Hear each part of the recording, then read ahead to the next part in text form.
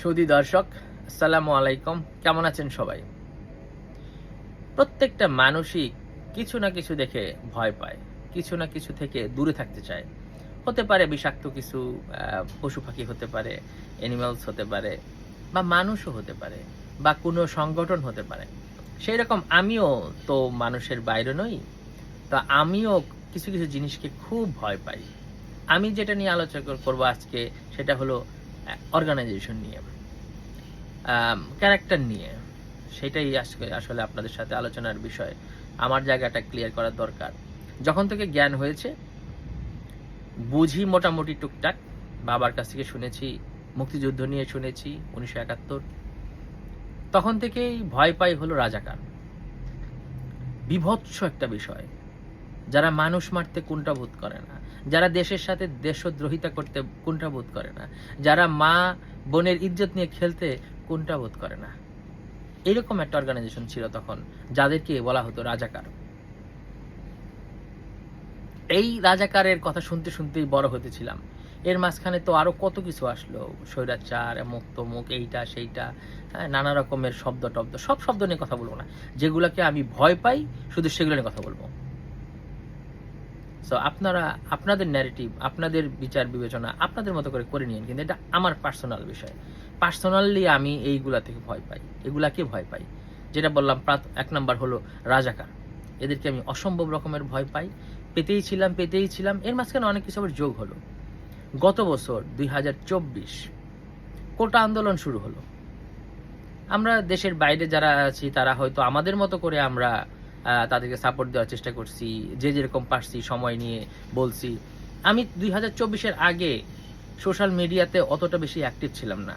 তো 24 আমার চোখ খুলে দিল যে এখানে কি হচ্ছে বাংলাদেশে। হ্যাঁ, তখন থেকে একটু একটু করে পোস্ট করা, বিভিন্ন পোস্ট সংগ্রহ করে নিউজের পোস্টগুলা দেয়া, যারা আন্দোলন করছে তাদের পক্ষে কিছু কিছু কথা বলা। আমার কথাইতে এমন কিছু না যে খুব পরিবর্তন আসছে হয়েছে, কারণ বেশি লোক তো আর আমাকে চেনে না। কিন্তু আমি আমার জায়গা থেকে ট্রাই করছি যে কি করা যায়, কতটুকু করা যায়, যতটুকু করা যায়। তো তখন একটা শব্দ তৈরি হলো, সমন্বয়। এরা ভালোই করতেছিল। এরা কি করতেছিল? সমন্বয় করছিল সরকারের সাথে, ছাত্রদের সাথে, জনগণের সাথে, অন্যান্য পলিটিক্স যারা করে, অন্যান্য পার্টি, তাদের সাথে সমন্বয় করে তারা গত বছরের 2024-এর ছাত্র আন্দোলনটাকে বেগবান করছিল, এবং তারা সাকসেসফুল হলো। এই পর্যন্ত সমন্বয়করা ঠিক ছিল। এরপরে যেটা হলো, এরপরে তাদের তো আর অভিভাবক নাই, সমন্বয়কদের কে দেখবে? কোনো একটা পার্টি থাকলে তো পার্টির নাম ধরে বলা যায়, তাদের লিডার আছে, তারা কিছু করবে। তো এই সমন্বয়করা যে অর্গানাইজেশন তখন শুরু করছিল, সেটা হলো বৈষম্য বিরোধী ছাত্র আন্দোলন। তাদের উদ্দেশ্য কি ছিল? কোনো বৈষম্য থাকবে না, কোটা থাকবে না, এটা নিয়েই তাদের আন্দোলন শুরু হয়েছিল। এবং মেধার মাধ্যমে মানুষ চাকরি পাবে, কোথাও গেলে সেটার অগ্রাধিকার পাবে মেধার মাধ্যমে, কোনো কোটা নাই। অনেকের ছিল না, যেমন মুক্তিযোদ্ধার একটা কোটা ছিল, সেই ওইসব কোটা, মানে এটা হলো মেজর একটা ব্যাপার ছিল, যেখানে অনেকখানি পার্সেন্টেজ মানে দেওয়া ছিল, যাতে করে ওই মুক্তিযোদ্ধার ছেলে পেলে, তাদের নাতি নাতনি, এরা মানে অগ্রাধিকার পেত। তো এইটা একটা বিরাট মানে চোখে পড়ার মতো বিষয় ছিল, যেটা আসলেই ঠিক না। যদিও আমি একজন মুক্তিযোদ্ধার ছেলে, আমি বলবো, কারণ আমি যেহেতু কোনো কোটার কোনো নেই, সুবিধা নেই, সো আমার এখানে আসলে আমি কখনো এটা নিয়ে আলোচনাও করি নেই। আমার কোনো দরকারও নাই, আল্লাহ আমাকে যথেষ্ট দিয়েছে, আমার হাত পা দিয়েছে, আমি করে পারবো। যারা পারতেছিল না, যাদের মেধাও ছিল, দুইটাই লাগে, কোটা পাইতে গেলেও আপনাকে একটু মেধার দরকার আছে।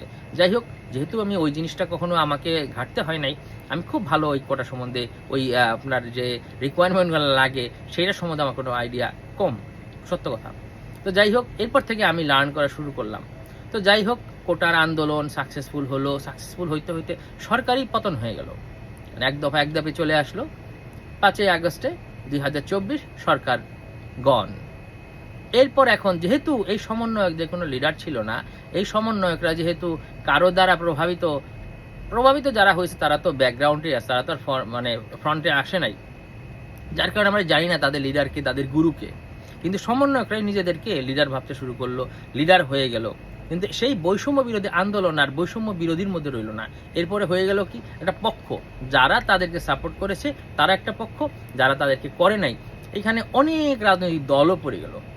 এই জন্যে এরপর কারণ হলো, তারা আস্তে আস্তে আবার যা করলো, 2025-এ এসে তারা একটা দল গঠন করলো। দল গঠন করে তারা আবার এখন যখন দল গঠন করলো তার মানে তারা একটা মতের আইডিয়া করলো, যে মতটা অন্য কোনো দলের সাথে মিললো না। যদি নাই মিলে, যদি মিলতো তাহলে তো তারা অন্য কোনো দলেই জয়েন করতে পারতো। তার মানে তারা যে বৈষম্য বিরোধী আন্দোলন শুরু করেছিল সেই বৈষম্য বিরোধী আর রইল না। এখন কি হইলো, বৈষম্যটাই তাদের একবার প্রায়োরিটি হয়ে গেল। কারণ তাদেরকে যারা লাইক করে, তাদেরকে যারা পছন্দ করে, তাদের কথা যারা শোনে, তাদেরকে নিয়েই এই সংগঠন এগিয়ে যেতে লাগলো।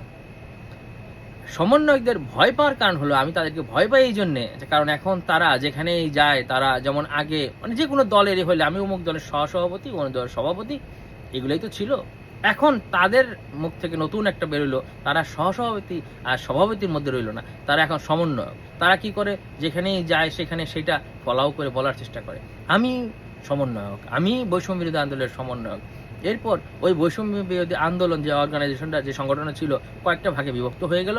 এরপরে দল আসলো, দল এসে পরিপূর্ণতা দিল যে তারা, তাদের মত আলাদা, তাদের মত ডিফারেন্ট দেন অন্য যত দল আছে। নিয়ারলি 100-র মতো দল এখন তো আছে, আর বেশিও আছে হয়তো।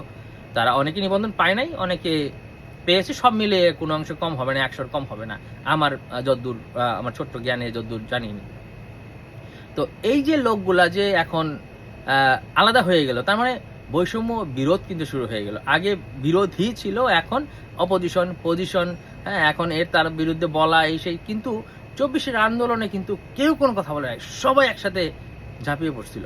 এরপরে দেখা গেল প্রত্যেকটা দল আলাদা হয়ে গেল, যার যার ব্যারাকে তারা ফিরে গেল, হ্যাঁ, তাদের মতো করে রাজনীতি শুরু করলো।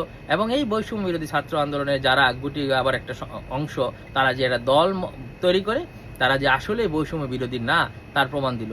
এই কারণে আমি সমন্বয়কদের ভয় পাই, যে এরা কখন কি বলে কি করে এটা আসলে বোঝা মুশকিল। এই সমন্বয়করা যখন নাকি এরকম দর টর করে ফেললো, এরপরে আরেকটা জিনিস শুরু হলো, মব শুরু হলো। এই মবটা হলো কি, যে তারা অনেকগুলো মানুষ মিলে মনে করতেছে যে এই বাড়িটা ভাঙা দরকার, ধুমধাম ভেঙে ফেলো, এই বাড়িটা জ্বালিয়ে দেওয়া দরকার, ধুমধাম আগুন জ্বালিয়ে দিচ্ছে। তারা কি করতেছে, তারা মনে করলো এই লোকটা যেহেতু আমাদের মতে মিল নাই, তাকে ধরে কেলাও, তাকে কেলান শুরু করলো, মেরেই ফেললো, অনেকে মেরে ফেললো, জ্বালিয়ে দিল, মানুষের কত রকমের ঘটনা করা শুরু করলো। দেশের কোনো আইন শৃঙ্খলার আর কোনো মানে আইন শৃঙ্খলার মানে এবিসিডিও রইল না। এই যে এইভাবে চলতে থাকলো মব, এর সঙ্গে সঙ্গে এই জন্যে একটা মবের রাজত্ব তৈরি হয়ে গেল। এই মবিস্টদের আমি ভয় পাই, অসম্ভব ভয় পাই। কারণ এরা যখন তখন যারে তারে ভালো মানুষকেও মেরে ফেলতে তারা কুণ্ঠাবোধ করে না, ভালো মানুষের ঘর বাড়িও লুট করতে তারা কুণ্ঠাবোধ করে না, এই সেই রাজাকারদের মতো মা বোনদের ইজ্জতের উপরে হাত দিতেও তারা কুণ্ঠাবোধ করে না। তারা মবিস্ট হয়ে গেল। এখন যেটা চলছে দেশে সেটা হলো মবিস্টদের যুগ চলছে। যারাই পাওয়ারে, যারাই যেটা করতেছে, সব মবের লোকজন, এরা মবের রাজত্ব চলছে। আমরা আগে যেমন মগের মূল লোক বলতাম, আগে যেমন আমরা এরকম স্বৈরাচারের রাজত্ব বলতাম, এখন যেটা চলতেছে সেটা হলো মবের রাজত্ব। বেশি দিন চলবে না, বাট এই মবের রাজত্বে যারা অংশগ্রহণ করছে তাদেরকে আমি ভয় পাই। এরা মবিস্ট, এরা কমপ্লিট মবিস্ট। এরা কোনো তাদের মতের বিরুদ্ধে হইলেই হলো, যে সেটা যেভাবেই হোক, তাদের কথাটাকে অগ্রাধিকার দিয়ে তাদেরটাই মানে ফলপ্রসূ করতে হবে। এর জন্য যা করা লাগে তারা সব করে। এরা হলো নিউ মবিস্ট এখন। আর এই মবিস্টের সঙ্গে যোগ হয়েছে আবার লবিস্ট। এই লবিস্টরা কি করে, এই অর্গানাইজেশনে যে বলে যে তোমাকে রাখা যাবে না, স্কুলে কলেজে যে বলে তোমাকে থাকা যাবে না, তোমাকে আমরা এখানে স্যার হিসাবে বানিয়েছি, বসিয়েছি, উপদেষ্টা বলে এই সেই এটা সেইটা বলে তারা বলে তোমাদের যেহেতু আমরা বসেছি এখন আমাদের কথা শুনতে হবে, না শুনলে তোমাদের যে দরজা খোলা আছে চলে যাও। এটা কেমন কথা ভাই? এরা হলো লবিস্ট হয়ে দাঁড়িয়েছে। আবার মবিস্ট আর লবিস্ট মিলে এখন এই বিভিন্ন অর্গানাইজেশনের বলতেছে যে এই তুমি বরখাস্ত, এই তুমি অবসরে চলে যাও, হ্যাঁ, এভাবে কি সবাইকে অবসরে পাঠিয়ে দিচ্ছে, এইভাবে সবাইকে হেয় প্রতিপন্ন করতেছে। যার কারণে আমি রাজাকার, সমন্বয়ক, মবিস্ট, লবিস্টদেরকে মনে প্রাণে ভয় পাই। জানি না আপনাদের কথা, জানি না, আপনারা আপনাদের মতো খুঁজে নেবেন, আপনারা কি করবেন না করবেন এটা একটু খুঁজে নেওয়া উচিত। আমি তো ভাই শুধু বলতে পারি, আমি তো আপনাদেরকে পোস্ট করতে পারি না, আর আমার কথায় কেউ উঠবেও না, বসবেও না। আমার মনের কথাটা আমি বলি, কারণ আমি যে অন্য জায়গায় তো আর এত মানে সুযোগ কম সবাইকে ধরে আস্তে আস্তে বলা, তো যার কথা যেরকম ভাবে বলা যায় সেভাবেই চালিয়ে যাচ্ছি। ভাই সোজা কথা, আমি ভাই এদেরকে খুব ভয় পাই, আমি এদেরকে দেখলেও ভয় পাই। এরা যখন টিভিতে কথা বলে মনে হয় কি আমার দিকে তাকে কথা বলতেছে, আমার তো ভয় লাগে। এই যে রাজাকার, এই যে সমন্বয়করা, এই যে লবিস্টরা কথা বলে বড় বড় চোখ করে, কেউ ছোট ছোট চোখ করে, এই আপনার এদিকে চলে যায়, ওইদিকে চলে যায়, লং মার্চে চলে যায়, ঢং মার্চে চলে যায়, কেউ গলায় গামছা বাঁধে। কি যন্ত্রণা রে ভাই, এগুলো কি, এগুলো কিসের আলামত আমি বুঝি না। এই এদের বাড়ি ছিল না, ঘর ছিল না, কান্নাকাটি করতেছিল, কারো পকেটে টাকা থাকে না, পকেটে মানি ব্যাগ থাকে না, তারা 1-150 গাড়ি নিয়ে চলে। কেউ আপনার দেখবেন যে বাড়ি ছিল না, তার বলে এলাকার সবচেয়ে পুরনো বাড়ি, সেই বাড়িতে আপনার পানি পড়তো, এখন সেখানে দালান কোঠা উঠতেছে। কারো বাবা জীবনে মানে স্কুলের শিক্ষক, সে টেন্ডারের লাইসেন্স নিচ্ছে, সে টেন্ডার করবে। ভাই এটা কি ধরনের কথাবার্তা ভাই।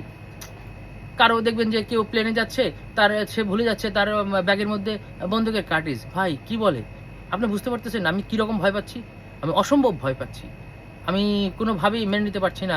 মেনে না নেওয়া আমার আসলে তাদের কারো কিছু যায় আসে না, আমি কি মেনে নিতে পারলাম কি পারলাম না, এটাতে কারো কিছুই যায় আসে না। আমি যে ভয় পাচ্ছি এটাই তাদের উপকার। আর আমি আমি সাধারণ জনগণের মধ্যে পড়ছি। আমরা যারা সাধারণ জনগণ, তাদের তো আর কিছু করার নাই, ভয় পাওয়া ছাড়া আর কিছু করার আছে? আমাদের আর কিছু করার নাই। আমাদের এখন আল্লাহ আল্লাহ করতে হবে। যদি নতুন সরকার যদি আসে কখনো, সেই সরকার যদি এসে শান্তি শৃঙ্খলা ঠিক করে, এরকম মানুষের ভুলে যাওয়া ঠিক করে, যে ব্যাগের মধ্যে বন্দুকের কার্ডে ঢুকে যাচ্ছে, সেটা খবর নাই। আল্লাহ কি বলে, এটা কি সম্ভব? এটা কীভাবে সম্ভব? এটা যদি এমন হয়, বড় বড় চক্করে বলতেছে সংবাদ পত্রগুলো চলবে না, ভাই এটা তো ফ্যাসিস্টের থেকে তো বড় অবস্থা ভাই। ফ্যাসিস্ট কারা? যারা এক নিজেদের মতকে তাদের উপরে চালায় দেয় যে আমাদের মতো করে চলতে হবে। আর এরা কারা ভাই?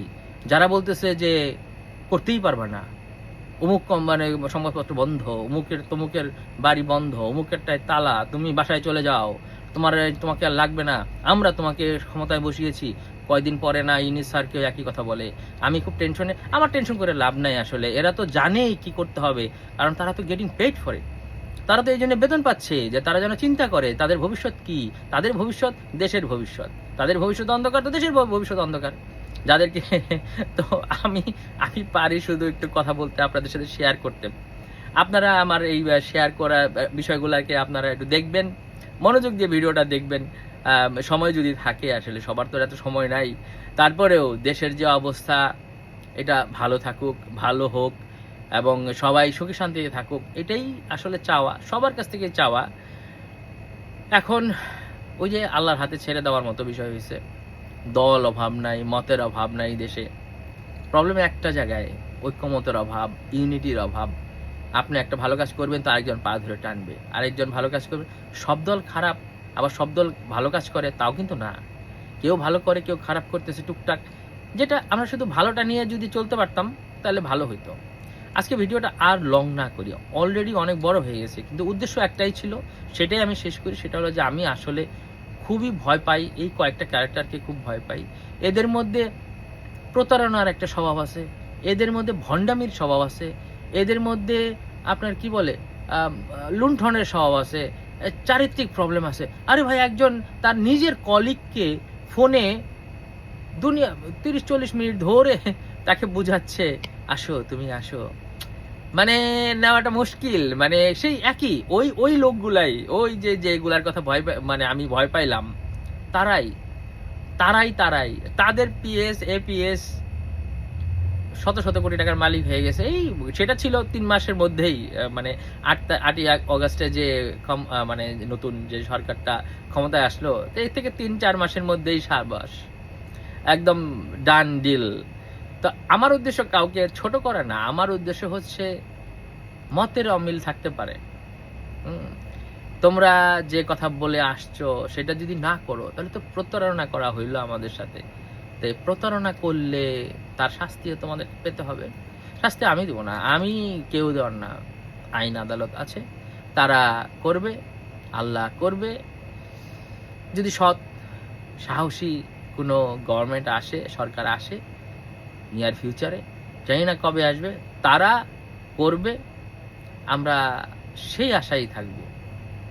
আমি যদি দেশে ভোটের টাইমে আশা করতেছি যাব, যদি পারি যে একটা ভোট দিয়ে আসবো, এইটুকুই তো আমার কাজ। তো দেশটা সুন্দর করে চলুক। এই যে যাদেরকে আমরা ভয় পাই, তাদের উচিত এই ভয়গুলা যেন আমরা না পাই, সেগুলা থেকে বের হয়ে আসা। তাদের উচিত এইগুলার সাথে আপোষ না করা। একটা ইউনিটি হয়ে গেলে কিভাবে হবে? আলাদা করে বলতে পারতেছি না তুই রাজাকার আলাদা করে বলতে পারছিস না তুই সমন্বয়ক, আলাদা করে বলতে পারছিস না তুই লবিস্ট, আলাদা করে বলতে পারতেছি না তুই মবিস্ট। কারণ হলো সবাই একই সুতায় গাঁথা। সঙ্গে তো আরো আছে। আমার এই মুহূর্তের হট টপিক হচ্ছে দেশে এরা, এই জন্য এদের কথা বললাম। আবার কত দল বলবে আরে বেটা তুই তো অমুকের দালাল তমুকের দালাল। রাখেন, আরেকজনরে আরেক কথা বলে লাভ নাই। তাহলে আপনি কি এদের দালাল, রাজাকার, লবিস্ট, মবিস্ট, সমন্বয়ক এদের দালাল, বৈষম্য বিরোধীদের দালাল? অবশ্যই তাহলে তাই। আপনি আরেকজনকে কেন আঙুল তুলতে হবে? আমি জাস্ট বলতেছি এই ক্যারেক্টারগুলোর থেকে আমাদেরকে বেরিয়ে আসতে হবে। দেশের সুখ শান্তি সমৃদ্ধি পেতে হলে এগুলো থেকে বেরিয়ে যেতে হবে। হ্যাঁ, সুযোগ হাতে আসছে, কাজে লাগাতে হবে। সুযোগ হাতে আসছে, কাজে লাগাচ্ছেন লবিং, মবিং আর লুট করার জন্যে, চাঁদাবাজির জন্যে না। এইটাকে এভাবে করে দেখলে হবে না। মানুষ এখন অনেক সচেতন। দেখেন, মিটিং মিছিল নাই, মানুষ কথা বলে যাচ্ছে সোশ্যাল মিডিয়াতে পাগলের মতো, আর মানুষ শুনতেছে। মিলিয়ন মিলিয়ন ভিউ হচ্ছে মানুষের। তার মানে মানুষ কিন্তু শুনতেছে। যে কারণে দেশের বাইরে থেকেও কয়েকজন সাংবাদিক, মানে অ্যাক্টিভিস্ট, তাদের কথায় বাংলার মানুষ চেঞ্জ হচ্ছে এভরি সিঙ্গেল মিনিটে, ঘন্টায় ঘন্টায়। যেই একটা করে পোস্ট আসতেছে, একটা করে ভিডিও আসতেছে, মানুষের মাইন্ড চেঞ্জ হয়ে যাচ্ছে। তাহলে মেকশিওর করতে হবে যে আমরা যেন এমন কিছু না করি, আবার আরও কিছু অ্যাক্টিভিস্ট তৈরি হয় যারা বাইরে থেকে কথা বলবে, দেশের মধ্যে কাজ হবে। আশা করি সবাই ভালো থাকবেন এবং সবার নিজের দিকে নজর রাখুন। নিজের দিকে যদি ঠিকঠাক মতো নজর রাখেন, দেশ ওকে হয়ে যাবে, একদম ওকে হয়ে যাবে। আর আমি এটাই চাই, মুক্তিযুদ্ধের বাংলাদেশ। মুক্তিযুদ্ধই একমাত্র আমাদের দলিল। ওইখানে যা হয়েছে ওইটার থেকেই আমাদের শিক্ষা, ওইটাই আমরা কাজে লাগাবো। ওই যে ইউনিটি আমাদের ছিল ওইটাই কাজে লাগাবো দেশ গড়ার কাজে। পরে যারা আসছে সব মাইনাস, আর কোনো কথা হবে না। ধন্যবাদ সবাইকে পাশে থাকার জন্য।